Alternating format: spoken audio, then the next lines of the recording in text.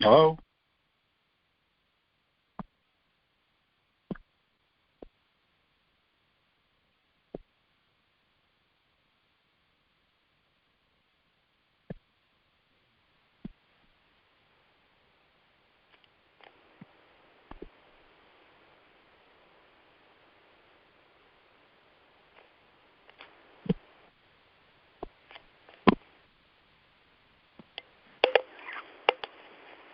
Hi, Michael. It's Lori Walker.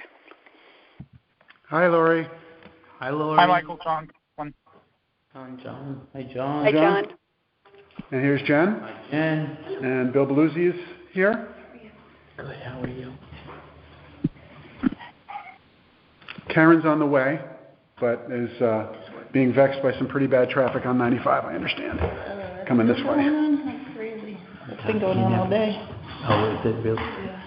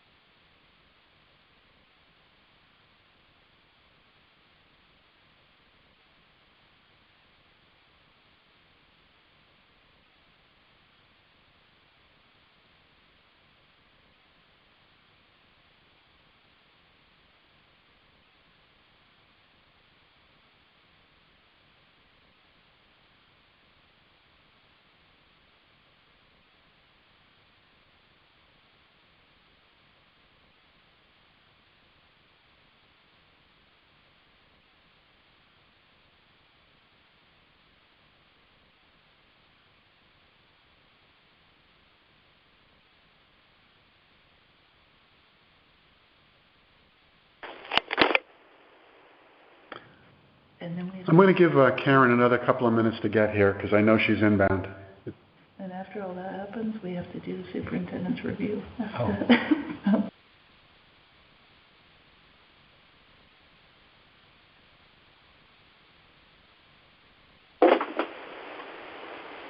She's almost at the Baldwin Bridge, she said.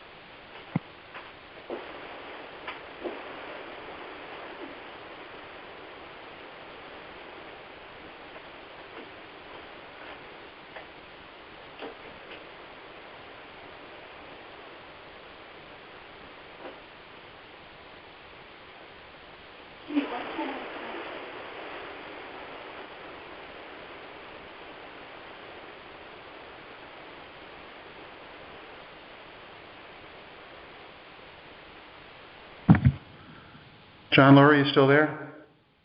Yes, I am. Yes, I am. Thanks, Lori. John, you still out there? I certainly am. Good. I think what I'm going to do is, Karen's still inbound. I'm going to start the meeting and we can get through the public comment section and through approval of minutes, and then we'll pause if Karen's not here yet before we get into the updates and the next agenda items. Does that sound okay to you guys? Sounds good. Sounds great. Okay. So with that, I will call the meeting to order. This is the Town of Lyme Affordable Housing Commission.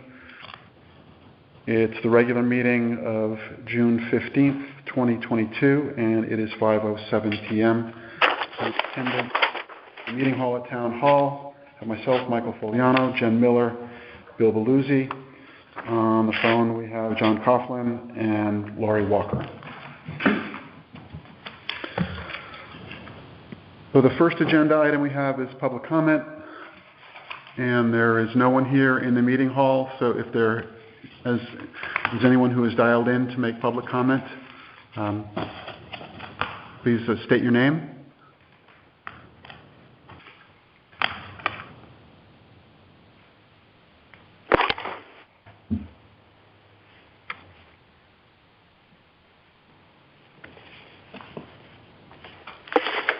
Hearing none, I'll close the public comment and move on to agenda item number 3, which is approval of minutes. We have one set of minutes to approve, that being from the May 18th, 2022 regular meeting. So for discussion purposes, I'll look for a motion to approve those. So moved. Motion to approve. Okay. Bill came in first, so I'll give you the second, John. Certainly. Second. Discussion? No, Excuse very me. good.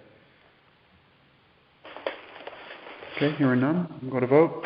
All in favor of approving the minutes from the regular meeting of May 18th? Actually, we're in a hybrid, so we'll go roll call. Bill? Aye. John? Aye. John? Aye. Okay, and I'll add to that, so it's unanimous.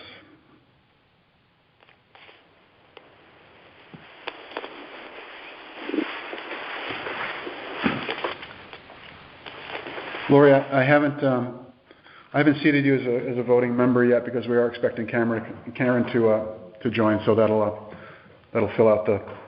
Sure. Okay, that was quick. We're ahead of schedule now. Karen's still not here, so let's take about a 3-minute recess to Okay. give Karen. Actually, we'll give it till a quarter after. We'll give it up to 6 minutes. So. We should be fine. Okay. That'll give us a solid hour. Yeah. Did they, I checked.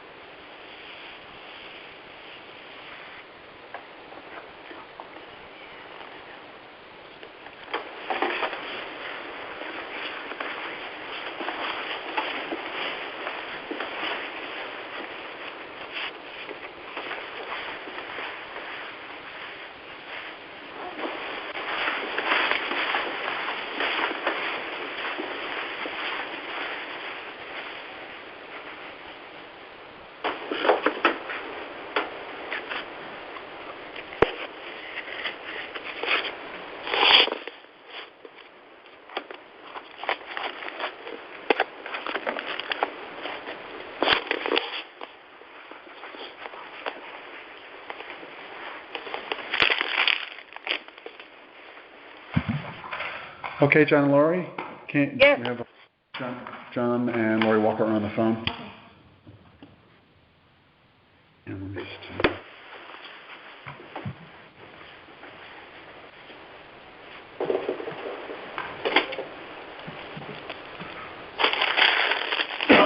okay, so we're on. You want a second, Sid? Nope. You good? Thank you, I appreciate Thanks. it. Catapulting me. Change glasses, ready to go. Yeah, ready to rock. Okay, so we're on item number 4, which is updates.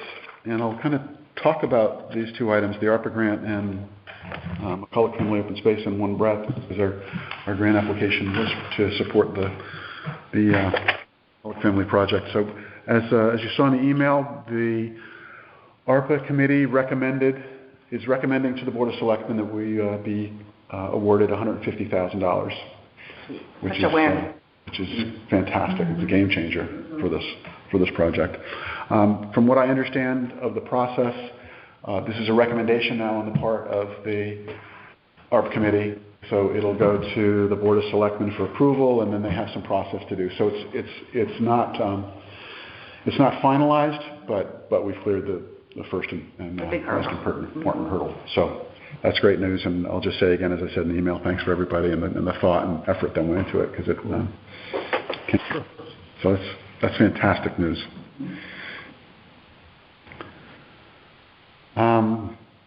Any questions on just that part, the process or anything? If you look into the ARP committee minutes, it's pretty well detailed. And actually, there's a Board of Selectmen meeting agenda that's been now posted. Yeah, just for that. That's just for that. on it, yeah. So it's moving along fairly quickly. Which brings us to the where that money is headed, which is the McCulloch Family Face-Off.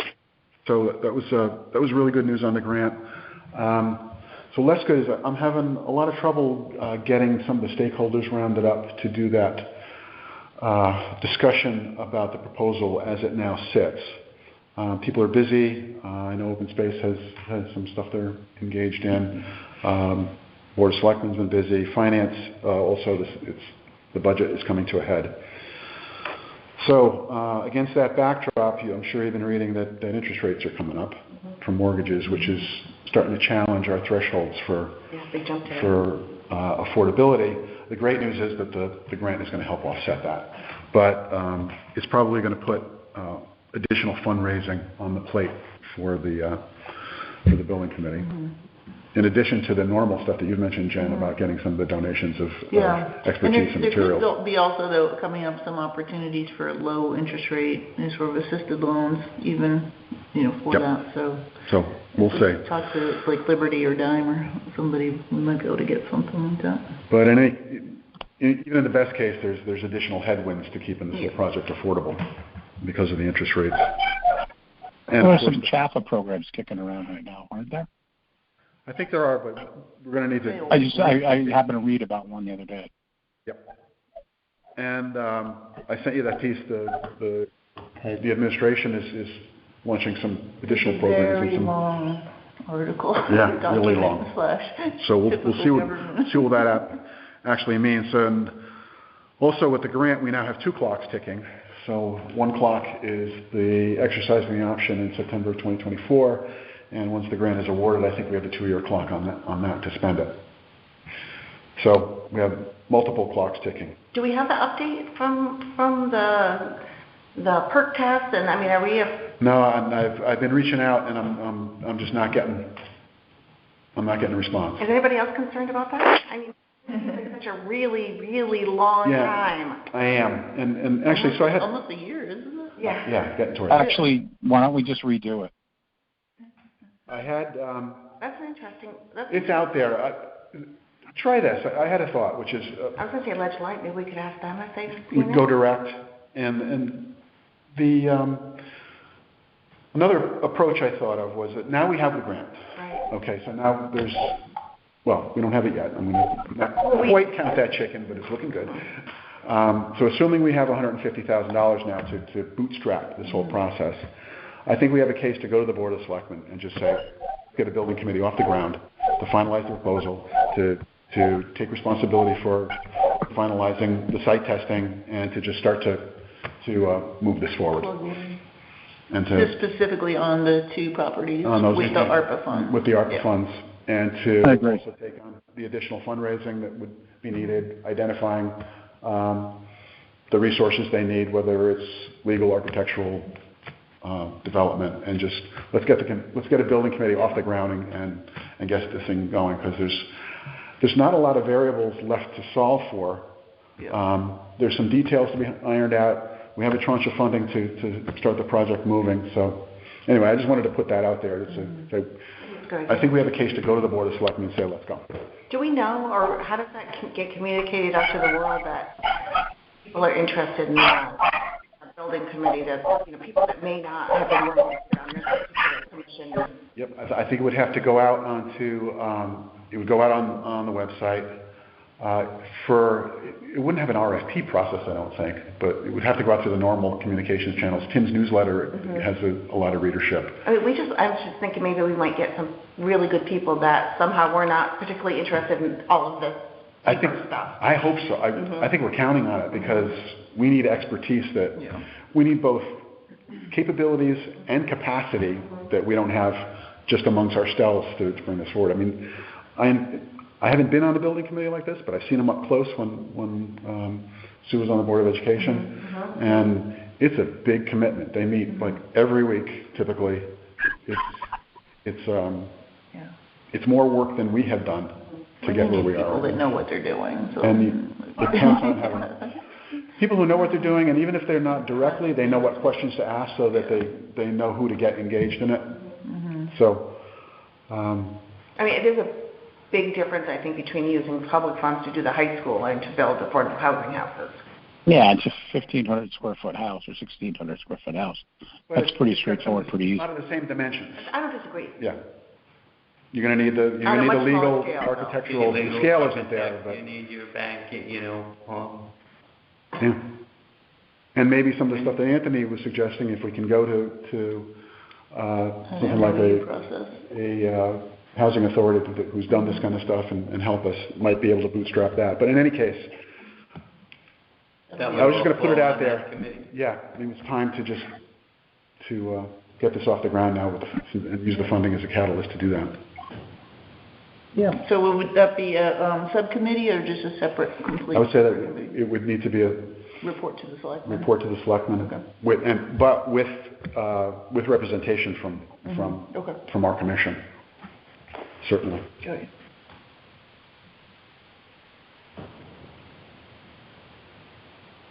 Karen, thoughts? I think it's a good plan. John? Yes. It's logical. That's it.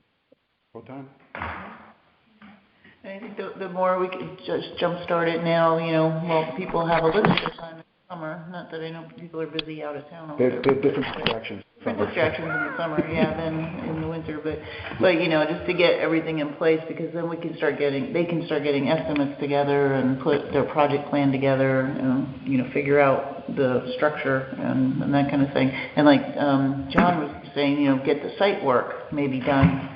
Or whatever we can do as far as the site work goes, and get that stuff started, like break ground or something like that. Which actually all starts with that plot plan from Ledgelight, which is from Open Space.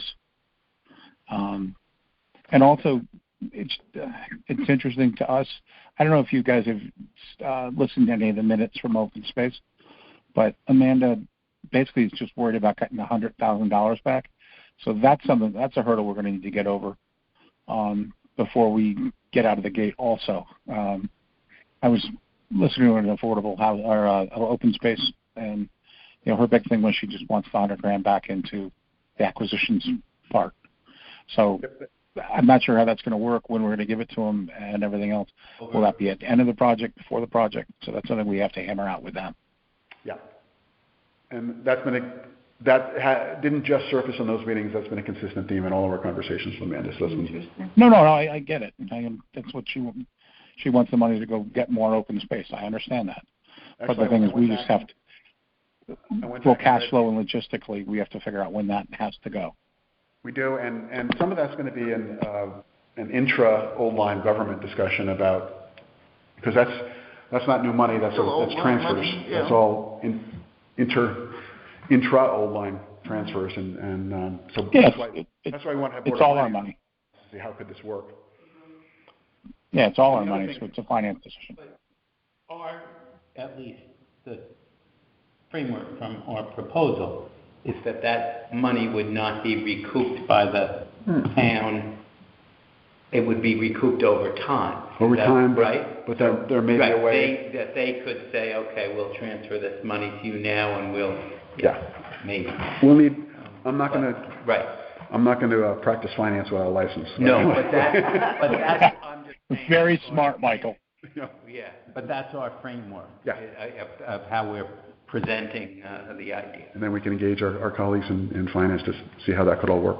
And the other thing that would need to happen relatively quickly, and that will stop one of the clocks, is to actually divide off the two envelopes and deed them to the town with the restrictions, and then the option has been executed at that point, is my understanding. So that would be important. So there's a legal Exactly. happen first. Well, then it's under affordable housing or whatever corporation it's under, and then off and running we go. And then and that would have to happen before any ground was broken. Of course. So I could take an action then to just draft something for the Board of Selectmen, a recommendation that we move forward, and I'll circulate it, and we can work on that. Do we need to put together sort of like a little, what would that look like as far as? Yeah, and we have the notes and the back of the envelope stuff we did before, so I think we can lay it out, and that would also provide a framework at least to charge to staff and to charge a building committee. Yeah. So Okay. and then there's the $150,000 that comes with it. Yeah. Does the building committee look to find I guess I want to call it a partner, or whether it's, an existing corporation like Hope, or in other words, do they look for something like that because they would take care of some of these other details, or do we do or does that? I think that's going to depend, Bill, on who they get and how they think about it. And I would say it would be within the purview of the building committee. They're going to know what they have to do at the end. Right. I think it's going to be up to the building committee to figure out how many stops of shopping they want to make to get there. Whether they want to. I think this is a really small project, 2 small projects, and I think the building committee can probably handle it with the expertise out of town, or people in town that we got. So, I certainly don't have. I totally believe what you said, John, but I don't think we need to be prescriptive about that. There will be. Oh no, not at all. That was just my opinion. Yeah. And they're going to have to go to an RFP regardless. So. Certainly. Okay, so I'll draft something, and we'll tee it up for the Board of Selectmen. I might want to ask you guys' indulgence to do a quick special meeting to approve that, so we can get it on maybe August. July is like 2 weeks away, and so maybe we can get it onto the July agenda for the Board of Selectmen, but if not, certainly the August. We don't want to let this slip another 3 months. Correct. So. Yeah, I think July would be better, and then it gives us more time to come back to them with the actual, suggestions or proposals. Okay. Good. So I'll draft something, circulate it. We'll have a real quick special meeting, probably by WebEx, we can do some input by email, and then just have a quick one to approve it and move it forward to the board. Did you want to get Lori's input? Lori? Yes. How's that sounding? Sounds good. I agreed. July's better.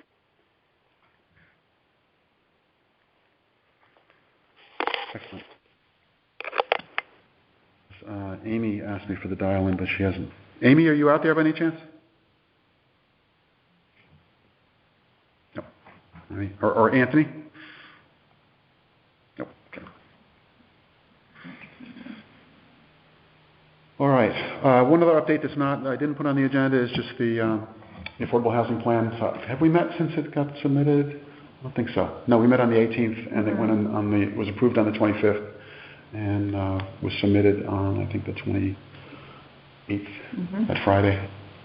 So it's done. It's in. We got an acknowledgement. Better than a lot of towns. Yeah, you saw some of the notes on that. Surprised So that there half the towns didn't. That's a lot. That's a lot. I guess people probably said, well, what are they going to do? And Which is, right? I guess, I mean, that must be the, almost a third of the towns nothing. Didn't even say, we'll see you later. We're a little late, you know. So I'm wondering if there's any towns that never knew. I bet you there is. I bet you know. But Town did Lyme do theirs? oh yeah, Yeah. they were approved. yeah, there you go. So thank you for that too. That's No, thank you for. I'm glad that's done. But now And I'm glad we got SLR's input and everything. yeah, You know, and that turned out to worked out well. be productive. Good use of the money. And by the way, so on that topic, we still have $5,000 in from our state grant left. So let's as we go into the work to implement the grant, we have between now and I think October 1st to spend it. Awesome. So and it might be October 31st. I'll double check that. But if there's any work that needs to be done for implementing the grant that might benefit from having a consultant, I'm thinking things like zoning changes, some of the ongoing outreach and communication. This is only for consulting fees, is that? No, No? anything related to the plan? but it would only be for technical support for the grant is the scope. So in theory, no, it's not necessarily consultants, but in practice, it would probably turn out that way. But we do have some resources left from that, and if we don't spend it, it just goes back to the state. So there's no reason not to. Yeah. Let's take it. We can't redirect Use it. it or lose it. Yep.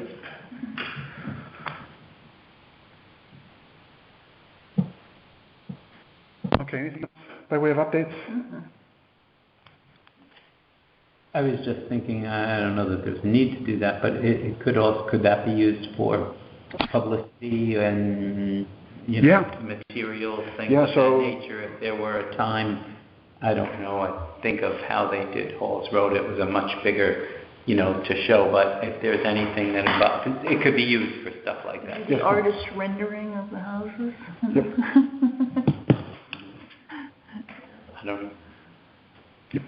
As long as it's pretty tightly coupled to the plan. Right. Yep. Because we did put us in a scope of work on that, and we need to stick to it or get permission to deviate. But for now, I think there's 3 categories that we put in. One was data analysis. The other was publication. So if we wanted to send in a mailer or something like that, and the other was community outreach. So if we wanted to do another public forum, we could do that. So those are the 3 bins that we asked for support, and, which covers a lot of ground. Good stuff.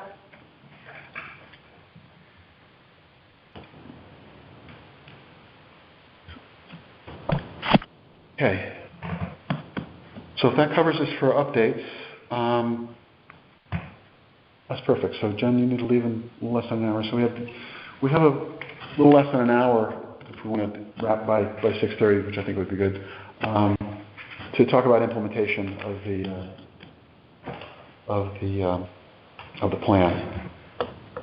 And a couple of things have come up. So I just have my notes which go back to, if you look at the initial action plan section of the plan we submitted. Some of the follow-up work we have was to start working on targets and goals. So demographic targets and some quantitative goals. And I've seen, I've been looking at some of the plans that we submitted.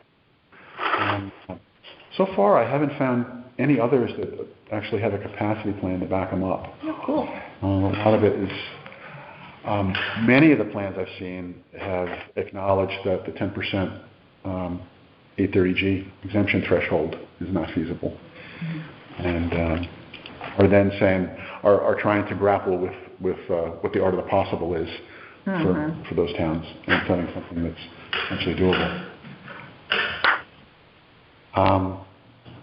But a discussion that we've had has been around what the demographic target would be The target client, or customer, or if you will. Yeah, for for the potential occupants of affordable housing and the initiatives that we recommended in advance. And we got into that around the McCulloch opportunity. Let me just run through the list of stuff that I have, and then we can circle back. That's at the top of the list. There's this development partner network that we've been talking about, identifying potential development partners, coming up with a list of questions for them to try and get a pulse check on what would make Old Lyme a more attractive place to build affordable housing. Things that might be within our control, which the market clearly isn't. Whether that's private, not-for-profit, and then our last meeting, the notion of a government agency actually being a development partner came in. That's going to be a really interesting one to chase down. So there's that chunk of work. There's funding opportunities which are out there, and that could be public or private. So there's funding. There's funding organizations out there, private ones, not-for-profits, that may sometimes they'll overlap with being a development organization, but there are also organizations just do funding. Zoning changes. So recently, even before the plan was published, Old Lyme did opt out of the PA 2129 accessory dwelling unit override that was going to happen in January of 2023. So we're reverted back to what are pretty restrictive regulations around. Hey, Tim. Will do. Right there. Pretty restrictive regulations on ADUs in absolute terms, and if you look at our neighbors. So that's going to be something that we need to look at. And I did have a preliminary conversation with Paul Arzella on zoning and with Dan Beret, who's a land use coordinator, who's leaving, by the way. I think tomorrow is his last day, if I have that right. So that's going to probably going to put a little pause in the action on that. Have they hired him on a replacement? I don't know. I saw the posting was up, but I don't know what the status of it is. Is there anything we need to get from Dan before he's out the door? I actually had a follow-up conversation with him last week, and during the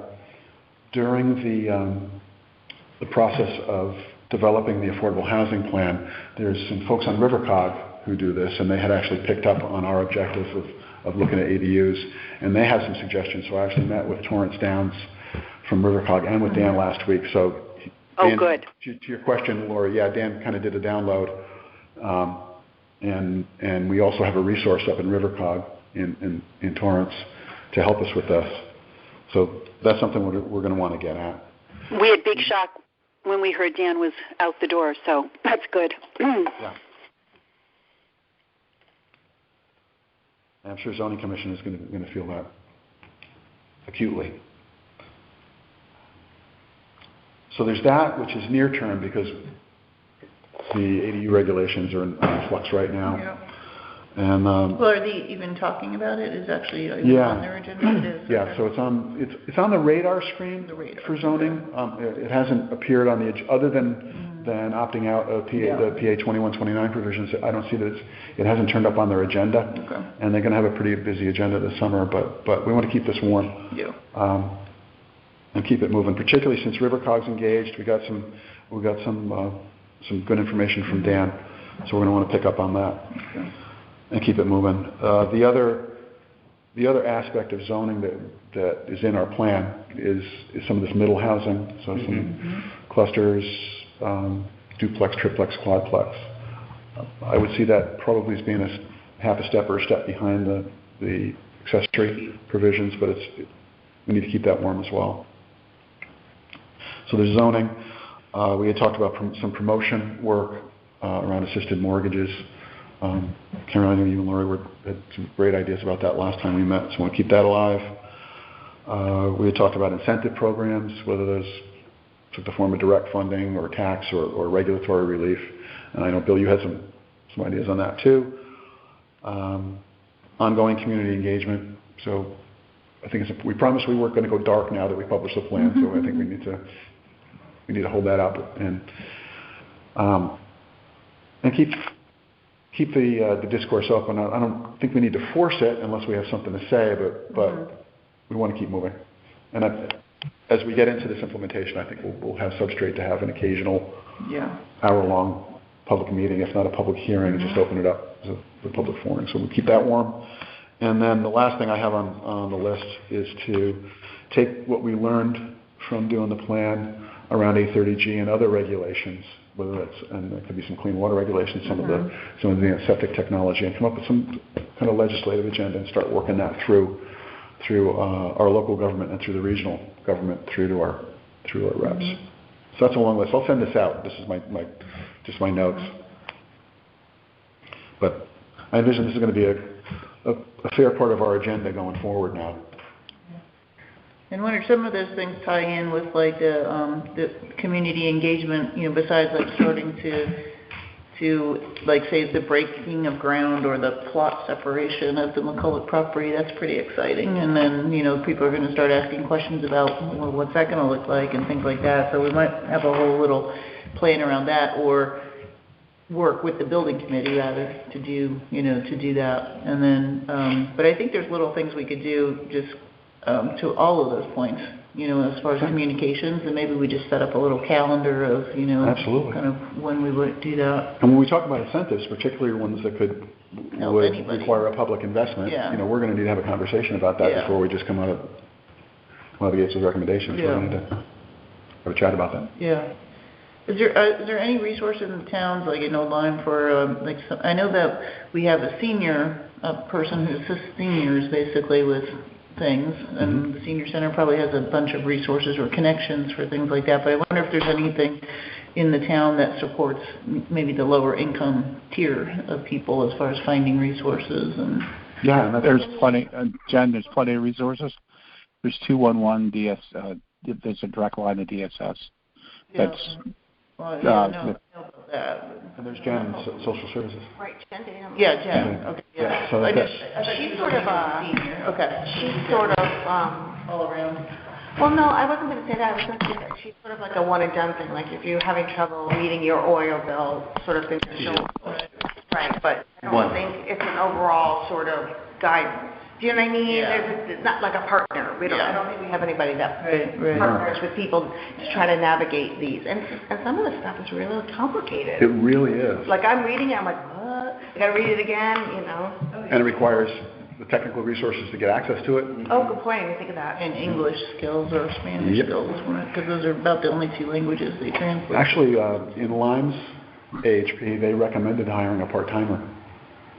Really? Yep. Wow. Yeah, it's very specialized skill, because, with the bankers that we work with, they really are, that if you talk CHAPA, USDA, or whatever, they know what you have to do to your credit score to qualify for that and how to get your credit. They kind of more like financial partners, like you would say. But yeah, so there are the resources out there somewhere, but it's just not a dedicated. It's not always easy to find. So the part-time person in Lyme is to be like a resource person? Yeah, with some focus on affordable housing too. Tim didn't seem too sanguine about it actually happening, but they recommended it. So I did have, and under ongoing community engagement in my notes, I do have this resource guidance as part of that. I think that would be not just news. But exactly. But assistance.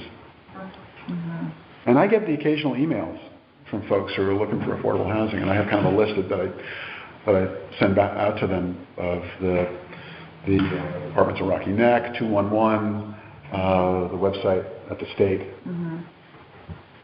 I was reading the affordable housing minutes for Lyme the other day, and they're saying that the waiting list for Lyme 1 is 5 to 8 years now. Yeah. It's outrageous. For Lymewood?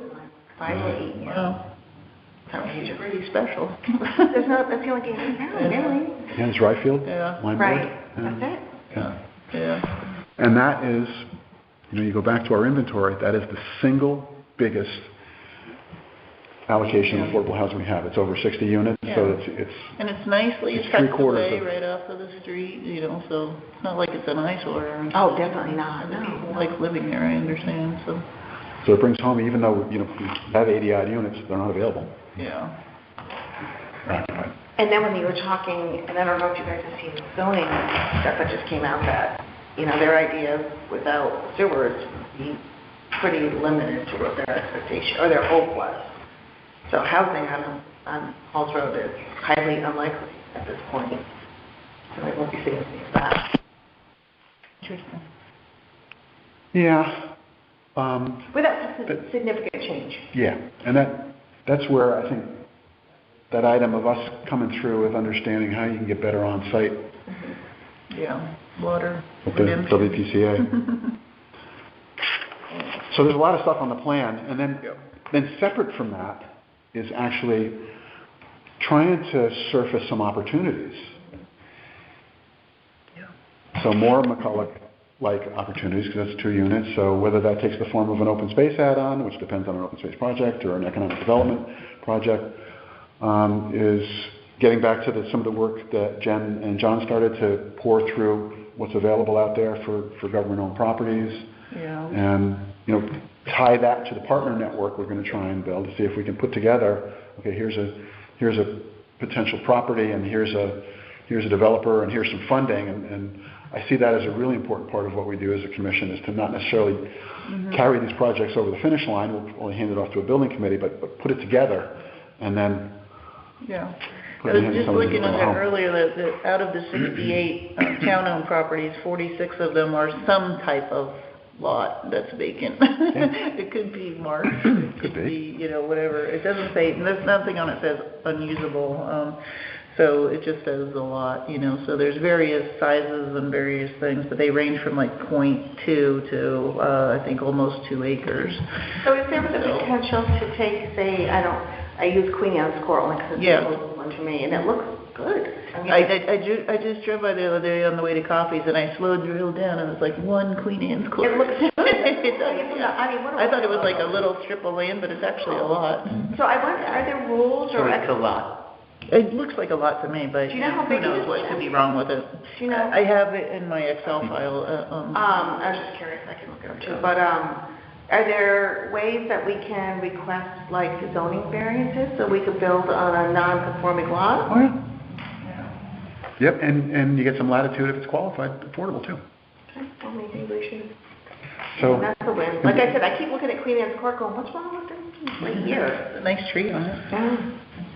But I think that's another work stream that would be sort of our ongoing agenda, would be to try to surface these opportunities and put the pieces together so that there was some land, potential developers, some funding, and...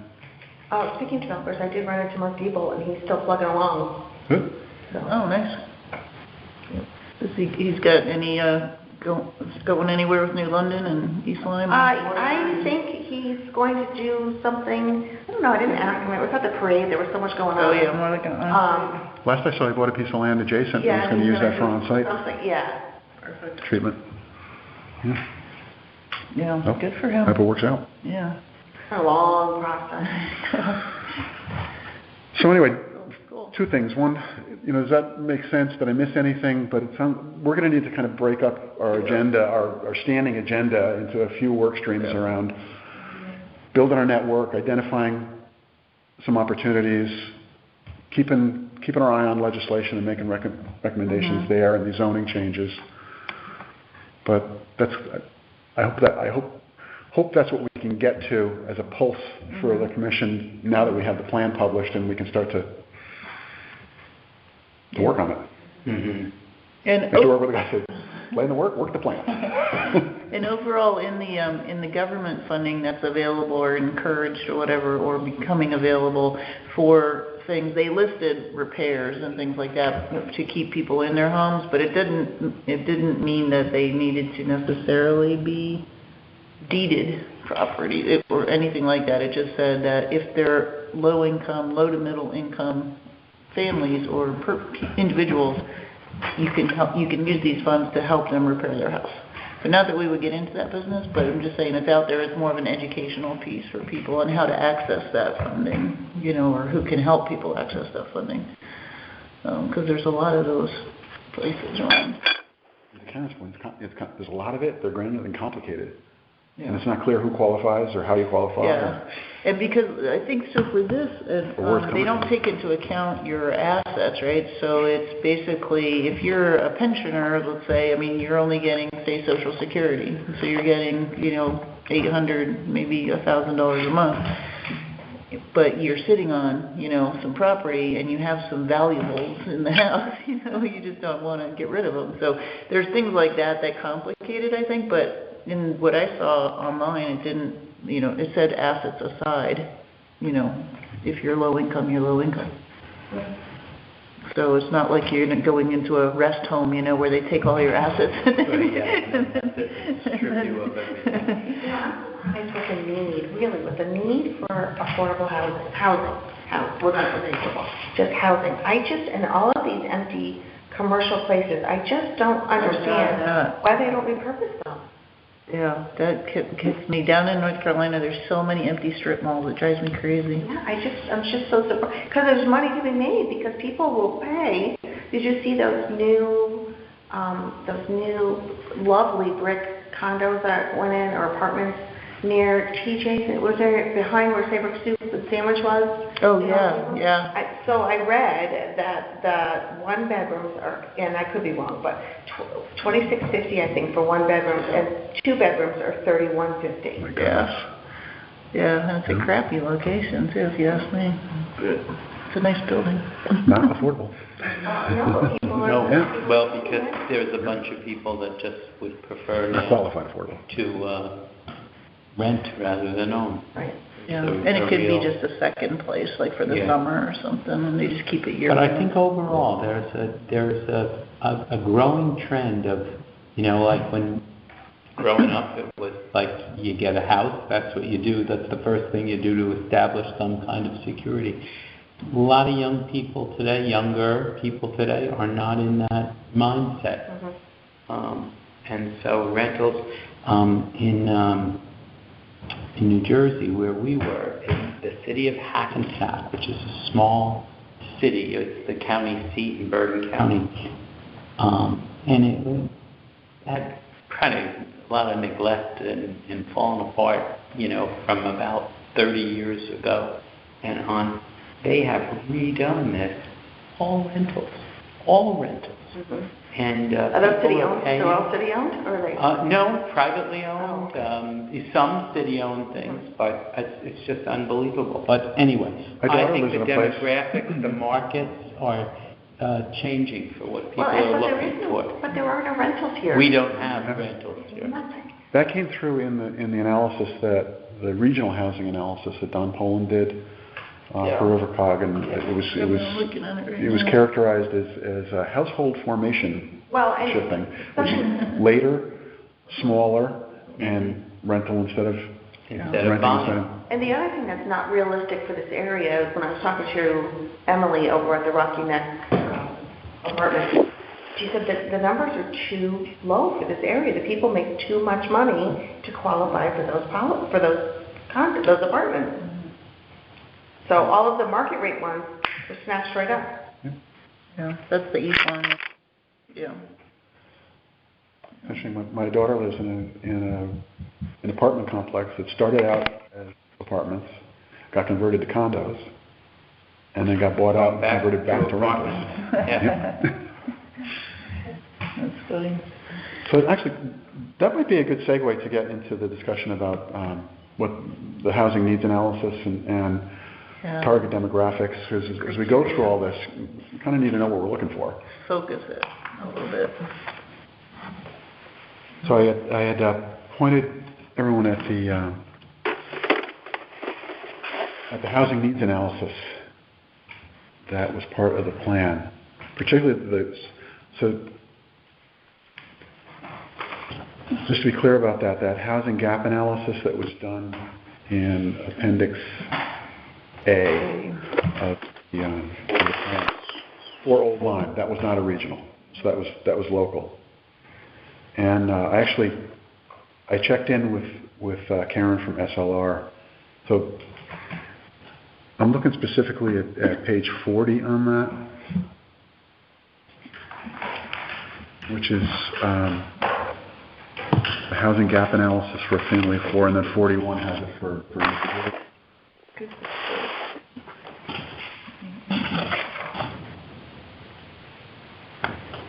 And actually, I checked in with Karen from SLR to make sure I was interpreting this right, because those are cumulative.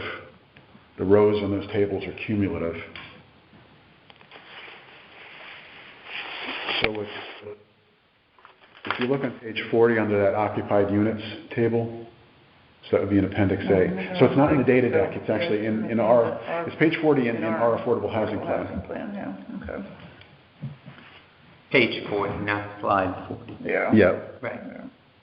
Family of 4. Family of 4. Yeah. So it would be housing gap analysis for a family of 4. Mm-hmm. So the max family home value, that was a snapshot that may be out of date now since interest rates are rising. But regardless, if you just look at the far right column in the gap, so that says for the less than 30% of AMI, the gap is 122 units. So that means there's a deficit of 122 units. Mm-hmm. If you run that up to less than 50% of AMI, which includes the less than 30% AMI, then the gap goes up to 145. But then when you run it up to 80% of AMI, it flips into a surplus of 33, which means that between 50 and 80%, there's the need has been met and exceeded. Yeah, it makes sense, really, when you look at around you. So, in a sense, is this saying that the homes in the $300,000 range, that there are that many of them available? Is that another way of saying this, or is that not? I think there's two parts. So there's demand and capacity. So that may. Right. So there could be fewer people in that less than 80%.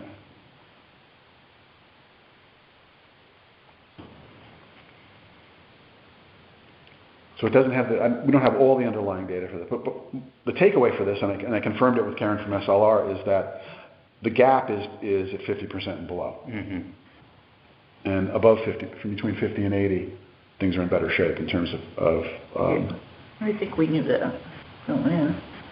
Yeah, intuitively I think that makes sense, but it's nice to have the data, put some quantitative to it. Same pattern for renters, for a family of 4. So this page is family of 4, and then it flips to individuals where there's for individuals, the gap goes all the way up to 80%, keeps growing. Actually, for owner-occupied, it keeps growing up to 80%, and then for renter-occupied, it goes down a little bit as you head in the 80%. But there's still a net gap through all the ranges. I feel like the lower the income, the more resources there are out there for them. There's food stamps. Do you know what I mean? But I feel like the working poor, if you will, are the ones that are really having the worst time. Yeah, it's that group that Alice serves. They're really trying. They're running on the hamster wheel. 3 jobs each parent. Yeah. Yeah, Alice is a really good group that targets that group. Mm-hmm. Yeah, and there's that other data point that says that we still have 1 in 4 households overall, like 100 households that are cost burdened. Yeah. Although I'm sorry Anthony's not here to say more about the whole 3% thing. But we'll have. This is kind of like 50% is really more like it, right? So because we've already shown really that for a family, anyways. Well, I think what Anthony was talking about was the 30% of income going towards housing as well. It should be 50%. And we're going to have to differentiate between the practical and the statutory too. But that'll be another whole very interesting discussion. It'll be more like a dinner conversation. Yeah. But in any case, and I get where you're going, Karen. But at least looking at the family of 4 stuff, it says strictly from availability of housing for that demographic, that the 50 to 80% looks to be in much better shape than the below 50% in terms of availability of housing. I have to say, I'm not sure I agree with that. Like I said, based on my conversation with Emily from Rocky Neck, that, the people that could afford the rent, they were gone right away. It's the people that really had big needs that they were sitting empty because they couldn't meet the criteria. And I don't know where she is now, because that was, a year ago? Yeah. I mean, they couldn't meet the income criteria to take an apartment. Right, and these numbers of units were not available for her to rent at market rate. She could have. She said she could have filled it up with market rate, but that's not the point. That's not what she has to do. Yeah. So I think that kind of goes to this whole social services thing too, about not getting people directed to the right resources. Connecting the people to half the people don't know that a place even exists. I'm wondering, I don't have any data to support this, but I'm wondering if there's not a scenario where even if the apartments at Rocky Neck were targeted at 60% or 50%, if even that target was higher than was practically affordable by that. Yeah, I mean, they have to be some of them have to be 30 and some of them have to be 60. Yeah, and that may have been like a donut hole in there, Right. where there weren't people there weren't people in high enough income to qualify for that gap. Yeah. And then the people who needed it was too expensive for them, so it just creates a donut hole in the. Yeah. That's just speculation, but I'd be curious. You look at the HEPA apartments on the other hand, and they're all completely full with 2 to 3 year waiting list as well, and that's people just on Social Security basically. Yeah, and those are rent indexed. Yeah. So the rent floats in those to whatever your paycheck based on your income. is. Yep. Yeah. I mean, still obviously nice. I mean, and they're nice 1-bedroom apartments. They're not fancy, but they have a common area and everything. That's good parking, well lit. So, John, Lori, any thoughts on this from your experience? No. Well, I would concur with Karen that there is that loss group because you make too much money where you can't get it. And I do know from personal experience or from one over Deb, there is a lot of programs that are available for people that are in the lower incomes. So I would concur with Karen a little bit on that. Yeah, I mean, I would say it's I don't know if there's data out there on that, but like I can certainly look at Habitat stuff where you have to have a job, you have to have a certain credit score, you have to qualify for the house basically, you have to be able to pay it back, you have to be able to work on it, and most of them are between 30 and 50 AMI. I wouldn't say there's anybody really below 30% AMI that I've seen actually qualify. And they probably live in subsidized housing in a HUD-provided, apartment. Or Section 8 program. Yeah. Yep. Or housing vouchers and all that I stuff. don't think this working for $20,000 that gets squished. I don't think it's a popular topic to discuss because people are saying, they don't really need help. You know what I mean? They need to step it up or lower their standards or something. It's the people that are really, really. Yeah. But I think those people have a need. They really have a need. Yeah. Sure. Well, I'll come back. These data. 30 to 50%. Just looking at this source, this analysis says that between 50 and 80% of AMI, there is available housing stock that would not cost more than 30% of their income. I say no way. Absolutely not. In Old Lyme? No way. No way. That's what it's saying. No way. Absolutely not. No. That's what I'm trying to really, that's what it says. I'm trying to wrap my head around this a little bit more. Because even if you just take even the extremely low income, take that first group there, right? So is that saying that there are 160 households in Old Lyme? That make less than 30%. That make less than 30% of that. Yep. Where are they living? Well, that's the question that stems. Do they live with their parents? Do they live in a? Independently. That's to John's point. Yeah. Well, no, but they live, like, let's say, in a carriage house, a basement. This is not individuals, it's a family of 4. There's only 38 that are living in their own home they own, right? So are they renting somewhere, Or they're paying more than they're- 30% of their income. So remember that the gate here is the qualification threshold here is the 30% of their income. Oh, they're without, absolutely. So they may be paying 60% of their Yeah, on the income. previous Right, slide, that's more like it. Yeah. 69.7%, right, Yep. or 60, Lori, what do you think? 76%. Yeah, I'm not sure. There's no way. We don't, yeah.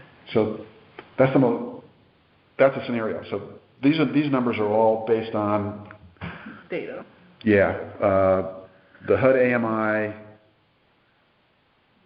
30%. Yep. so it's like, So it's an indicator, really. Yeah. And obviously, we know that there's plenty of over $300,000 houses here. 'Cause Right. there's hardly any under 200. Okay, so, as far as what we want to do with this, then we'll just kind of, would it help to get more data? Would it help to qualify this data somewhere, but more locally versus SLR's databases, or do we all kind of leaning towards that 50% or under AMI, or, well, like to Karen's point, working? So, obviously, they all have to be working. I'm not sure if we need to Go any put further a on it? razor Okay. edge on it, but I would, for me at least, what this is telling me, we need to pay attention to the lower income levels. Mm-hmm. And this is, Lisa's given us some indication, which is intuitively sensible, that the higher income levels have more resources and more income resources and maybe better off. That's in the family of 4 scenario. Yeah. But in individuals, there's gaps all over, and the rent.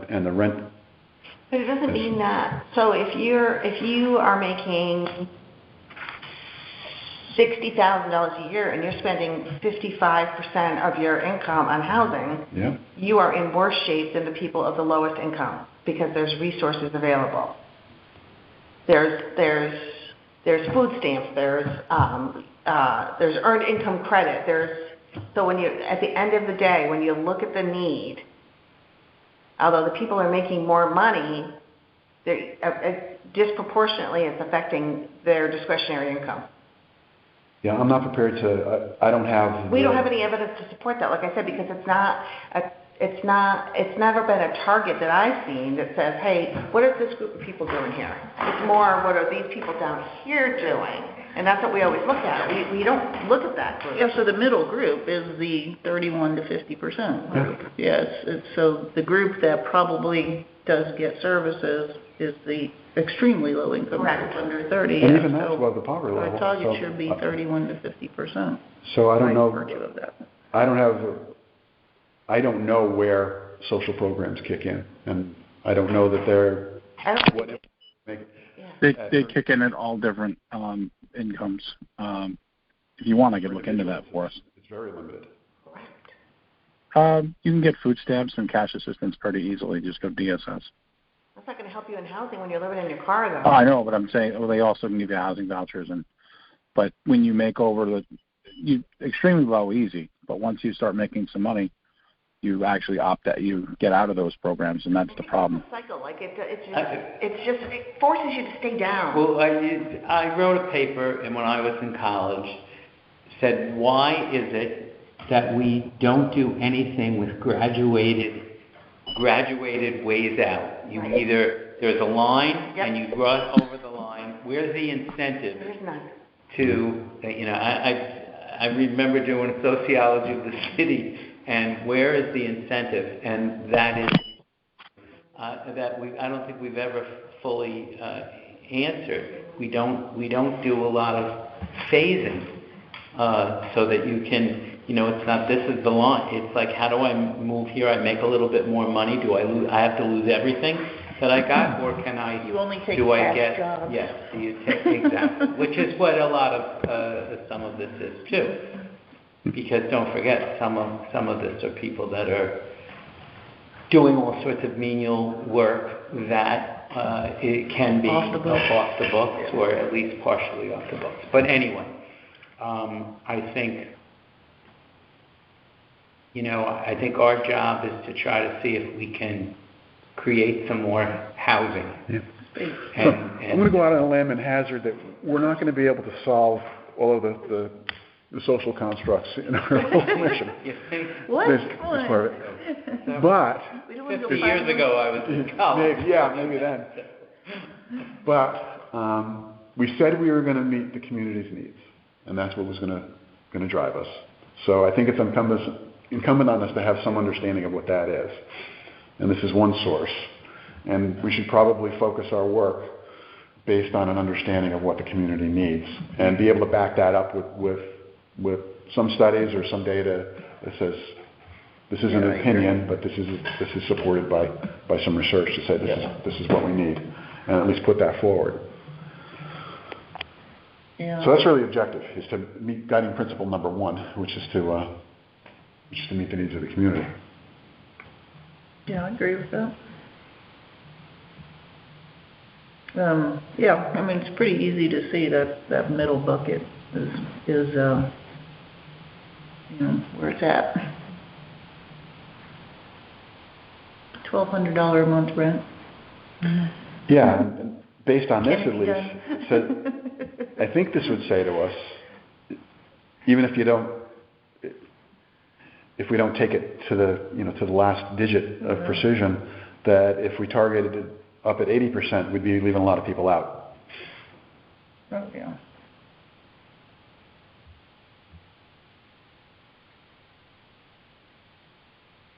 Yep.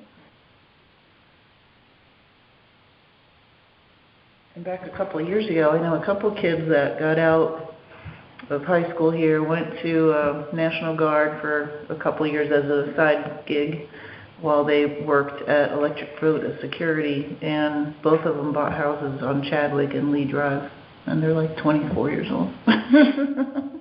So it's doable. They're not making $55,000, they're probably making 45 or something like that, but it's doable if you have the drive for it.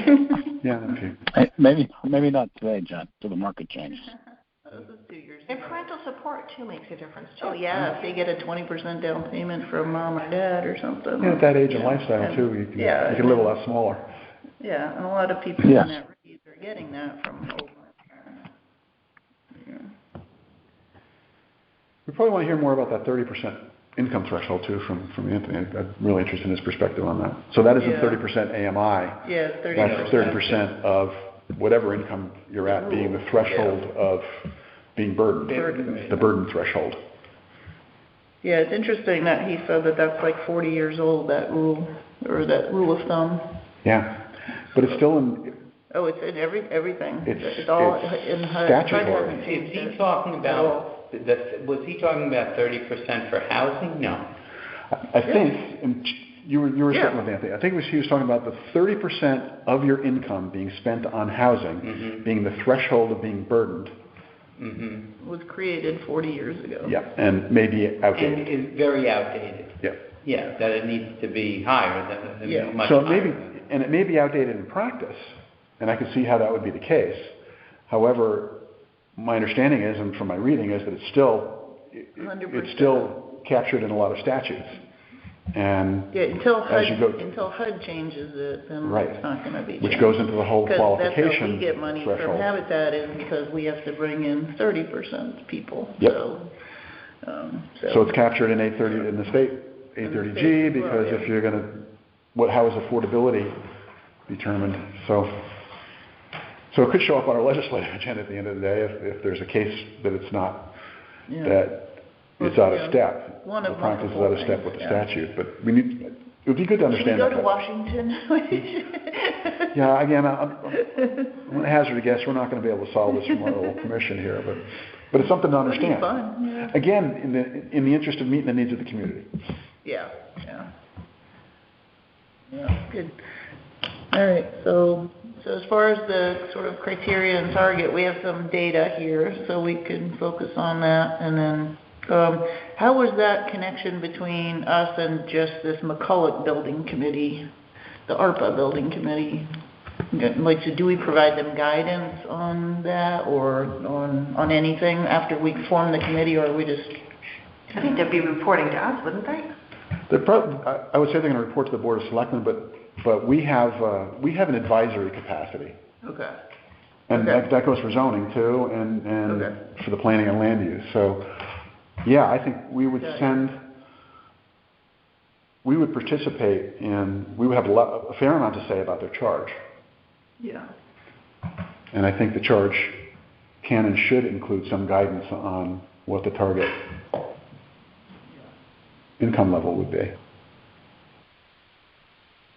It could be something that they choose to outsource, if you will, as far as, not outsource it and get a consultant to review that, but like as far as the selection committee does selection, right? What we did is have that as like almost like a blind.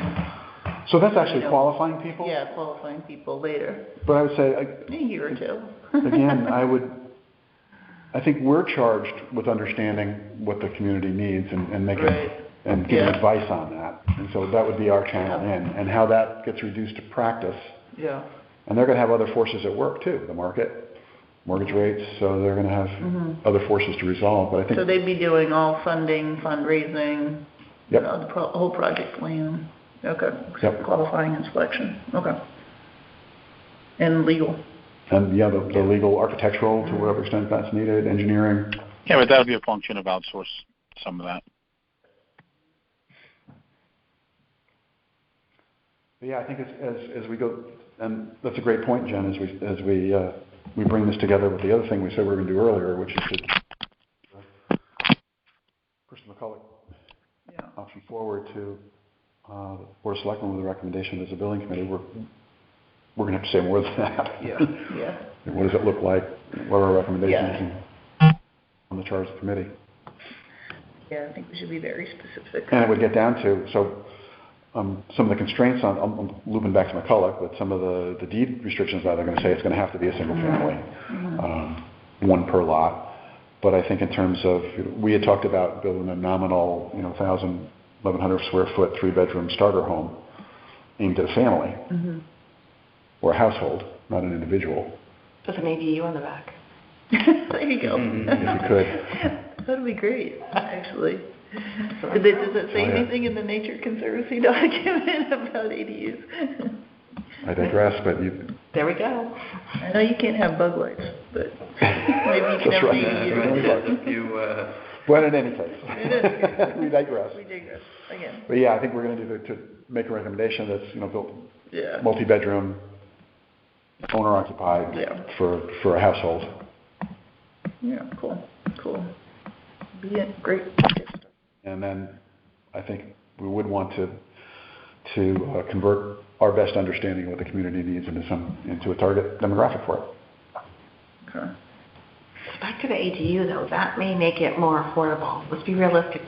Absolutely, and I think we should definitely look at that. I was waiting for an opportunity to toss that out there. So. I mean, you look at ADUs, I'm digressing now, but you look at the needs where it's smaller households, seniors, renters. A lot of boxes get checked by ADUs. Yeah. And young people, Whether you're looking at a senior, at someone who's aging out and is struggling to afford the big house they bought, and they can put an ADU as an income stream, or put an ADU and move into it. And there's certainly enough room on the property. Yeah. So That's a piece of it that just seems so. Can you do multiple? Feels like it's such a. It feels like such. Typically not, but. First you can build a garage, then you can convert it to an ADU. Typically not. I don't think that'll be in scope for the. Build a large shed, then convert it. But to even build the ADU, presently you'd have to get a permit for it, right? Current regulations in Old Lyme, ADUs are only by special permit and only in the 2 largest districts. the RU40 and RU80s. So where are we? Where are these? Do you know? So Where's Flat Rock? yeah, I can punch up the zoning map. But we're going to look at changing that. We're going to look at changing that. You should really look at that. Yeah, that's.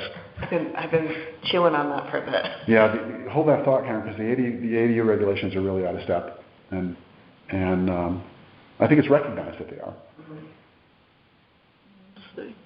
So we need to make some progress there, particularly since the state took a run at it, but then gave the opt-out, and we took them. We exited immediately, which made some sense. I don't know why we would exclude them, quite frankly. I mean, why not? RU40? Why? Is it RU40 up there? Why would we exclude them? Why would we make ADU so difficult? Why would, I don't know why. Well, it's all about density and, Get it. I can remember my father-in-law being on the zoning board. And he goes, well, what do you want, everything to look like? So there was a town. You want everything to look like Lodi? Is that why people moved here to this town? It looked like that. Where they had, anywhere you looked, you could see another little door that would go down into some space that was, anyway. But, so, and that's pretty much. I mean, there's a big stretch between. Obviously, one and the other. But whatever, if we could do it, that would be wonderful. I have no idea if that would violate the intent of to have a single family there, even though it is Still a single family home. So, and if not that, still hold that thought, because that's not the last project we're gonna try and spin off. Right. Okay, so I think ADUs are going to have to I be. just don't think most of them would have that much land. Right. Yeah, that's what just seems so sad to me about this, that, there can be. Although, a few homes. Not to. Property. I completely agree, but I think if we look at open space add-ons and these conservation clusters, I think that's going to come with it, which is lower density, maintaining the whole concept of preservation and conservation is going to have to be a theme that comes along with it. Other projects, it won't be. Yeah, when you get to that middle housing stuff, right? So those could be more in the bigger suburban, Right. What do you call them? Developments where you could have. I don't think any one of these tacks is going to get us where we need to go. It's going to have to be all of them in combinations and in concert. Yeah. Do it. So yeah, I feel the same way. You have 3 acres, but it is over a year ago. It is in a conservation area. Yeah, it was a very generous gift. So. You're coming up on your exit time. Yep. Can't wait. All right. You can go overtime. Any other thoughts? We can bring this to a close, and then what I can do is I'll take these notes that I had, I'll write it up, I'll send it out, and we can start building our work streams off of this and I think those, and allocating our time and research. I wrote down 10 different things, so I think that's plenty. I got 9 major categories. Actually, the 10th is Demographic. Beating the bushes for opportunities. Yeah. John, Lori, anything else for agenda item 5? I'm good.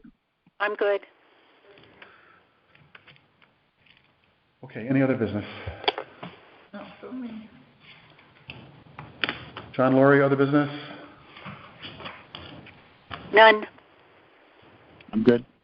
Okay. Upcoming meetings and agendas. Okay.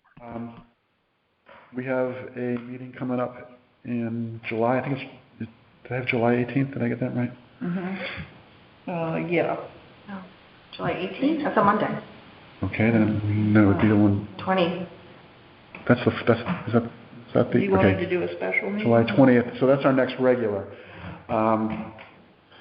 Yeah. So one of my first action items is going to be to write up something for the Board of Selectmen recommending that we launch a building committee, or the Board of Selectmen launches a building committee, and I'll bolt onto that our previous material on what the recommendation would be in more detail. Find out when their meeting is. I think it would be important for us to actually have a special meeting to approve that before we send it along. Anytime we do correspondence like that, I'd feel best if we all had a chance to look at it and vote before we sent it. So there's that. So those are our meetings. So we'll pop a special in there if we can. The other meetings to pay attention to are the Board of Selectmen and a joint Board of Selectmen Finance, where the ARPA grants will be coming up. So nothing for us to do there. Change their mind now. Except pay attention. We're watching. Yeah. We're watching you. And the normal, I know, Karen, you keep an eye out on, we all do to a certain extent on the other boards and commissions, what they're up to, planning, zoning, open space, economic development.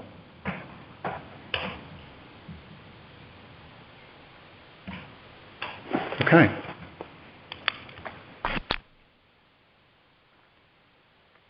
I think that covered agenda item 7. So if there's nothing else, we'll look for a motion to adjourn. Motion to adjourn. I'll second. Any discussion? All in favor? Aye. Aye. Any opposed? Abstain? It's unanimous. We are adjourned. Awesome. Good meeting. Thank you. Thank you, Lori. Thank you. Bye, John. Time is what? Have a nice night. 6:22. We're adjourned. All right, who wants armed